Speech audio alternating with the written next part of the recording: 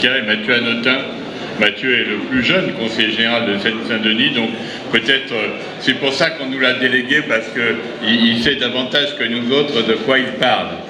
Je voudrais aussi remercier pour leur présence Patrick Coquet, bien sûr, qui est un peu l'âme aussi de ce rassemblement, et puis remercier ceux qui nous accueillent ici, en particulier donc Cap Digital, le lieu du design avec Laurent Dutheil, et puis notre ami Denis Tersen, qui est le directeur de l'Agence régionale de développement, mais qui est aussi un très grand spécialiste du numérique et du Japon, et vous verrez pourquoi nous y reviendrons.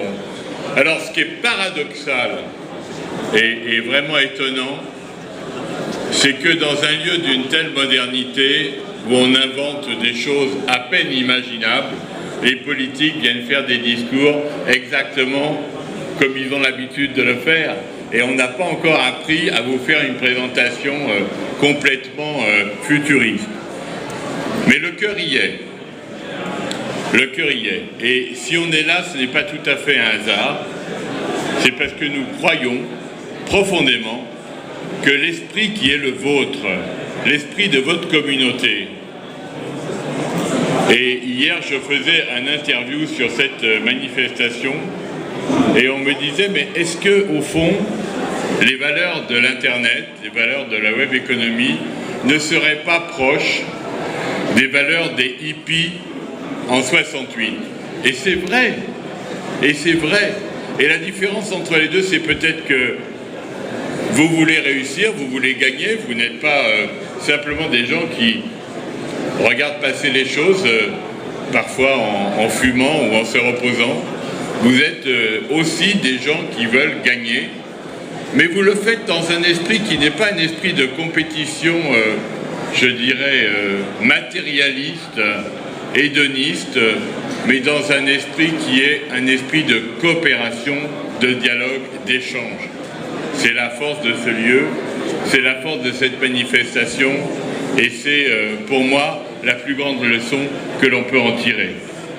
On a voulu montrer que la région Île-de-France, Paris, la Seine-Saint-Denis, notre région était une région où on pouvait montrer de la créativité, de la compétitivité et du business. Et vous le verrez en regardant les prototypes dont certains sont déjà non pas en exposition, mais même en fonctionnement, comme le robot qui nous a précédé tout à l'heure.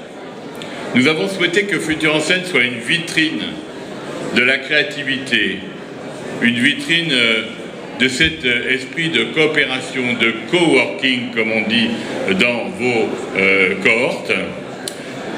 Et en même temps, nous voulons que ça soit un moment de réflexion sur ce que le numérique peut avoir comme effet sur la société de demain. Et ce qui est sûr, c'est que par rapport à la société de demain, le numérique, l'économie du net, est responsable d'ores et déjà de 25% des créations d'emplois dans notre région. Je dis bien 25%, à un moment où tout le monde se dit que la croissance est finie, qu'il faut s'habituer à un monde qui rétrécit de petit à petit et de plus en plus. Alors vous donnez exactement l'image du contraire, et c'est le mérite de cette manifestation.